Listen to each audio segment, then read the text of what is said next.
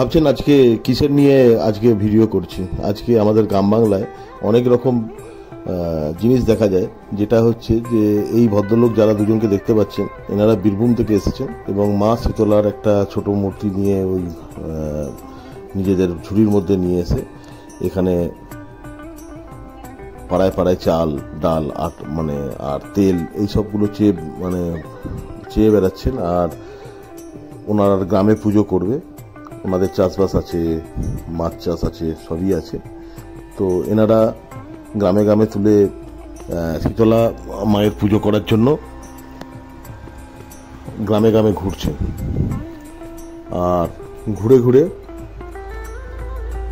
ঠাকুরের জন্য সংগ্রহ করছেন, যাতে ওনারা ওই নারায়ণ সেবা করতে পারেন এবং করতে পারেন। তো বাংলায় প্রচুর বৈচিত্র্য ভরা এইরকম জিনিস দেখতে পাওয়া যায়, তো সেটা আপনাদের সামনে তুলে ধরলাম।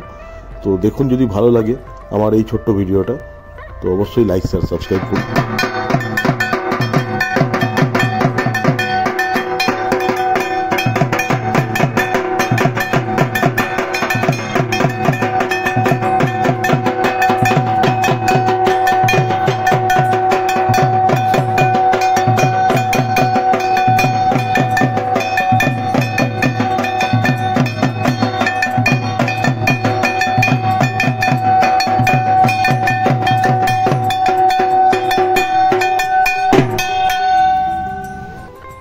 ওনারা 3 রাত্রি যাবৎ 3 দিন হয়েছে ওনারা বীরভূম থেকে যাত্রা শুরু করেছেন।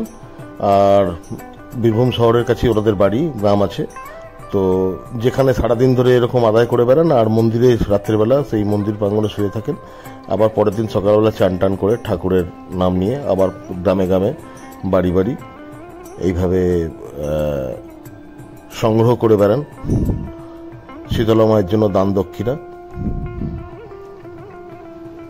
তার মধ্যে আলু আছে, চাল আছে, কেউ নানা রকম কেউ ডাল দিল, চাল দিল, পয়সা দিল, কেউ তেল দিল।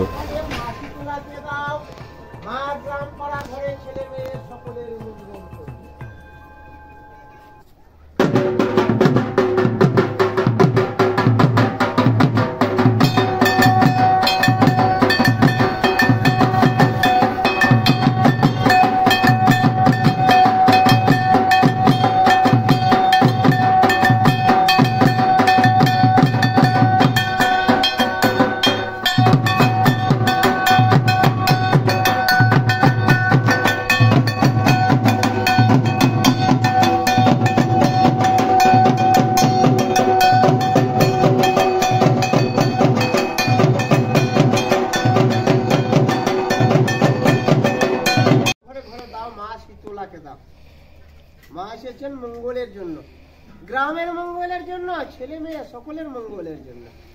মা ঘরে ঘরে যাচ্ছে না, এখানে একটু দাঁড়ানো হয়েছে।